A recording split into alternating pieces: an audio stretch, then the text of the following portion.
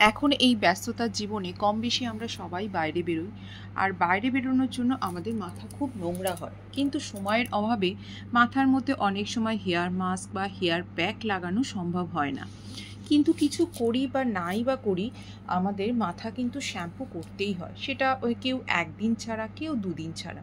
আর আমরা যারা ঘরে থাকি তাদেরও মাথা এই রান্না করার সময় তেল চিটে যেগুলো আসে, বা আমাদের একটু আধটু বাইরে বেরোতে হয়, যদি নাও হয় নর্মালি মাথা কিছুদিন ধোয়ার পরে 2 থেকে 3 দিন পরে কিন্তু একটা মাথায় স্ক্যাল্প থেকে নিজস্ব অয়েল বেরোয়, সেটা কিন্তু চুল নোংরা হয়ে যায়। সেই জন্য প্রত্যেকেরই উচিত 2 থেকে 3 দিন ছাড়া ছাড়া শ্যাম্পু করা। কিন্তু বাজারজাত শ্যাম্পু ইউজ করে করে চুল একদম ড্রাই হয়ে যাচ্ছে। প্রতিদিন শ্যাম্পু যারা করেন তারা এই প্রবলেমটা অনেকে পড়েন, এবং অনেকে আমাকে কমেন্টস করেছেন, দিদি বাজারজাত শ্যাম্পু ইউজ করার ফলে আমাদের চুলের অবস্থা খুব 12টা বেজে যাচ্ছে, কিন্তু শ্যাম্পু না করলেই নয়, শ্যাম্পু তো করতেই হবে।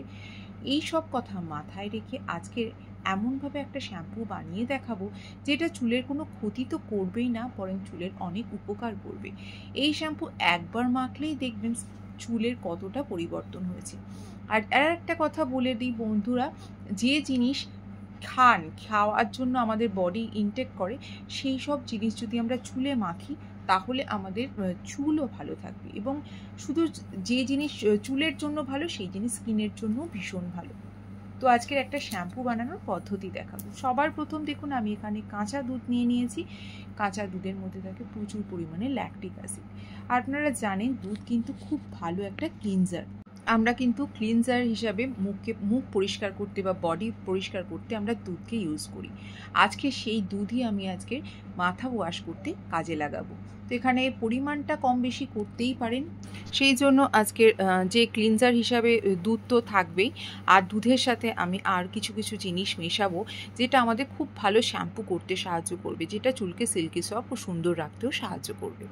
তো দেখুন, আর তার সাথে মেশাচ্ছি আমি চিনি। চিনি তো আপনারা জানেন ক্লিনজার হিসাবে ও খুব স্কাবার হিসাবে খুব ভালোভাবে কাজ করে। তো এখানে আমি 1 চামচের মতো চিনি নিয়ে নিয়েছি। আর এই দুধ আর চিনির মধ্যে খুব ভালো করে একটু মিক্স করে নিতে হবে। এই যে উপাদানটা তৈরি হলো সেটা কিন্তু আমাদের চুলের জন্য ভীষণ ভালো। এটা যদি আপনারা শুধু মেখে কিছুক্ষণ রেখে দেন, তারপরে নর্মাল শ্যাম্পু দিয়ে শ্যাম্পু করেন, তাহলেও কিন্তু চুল খুব ভালো পরিষ্কার হবে।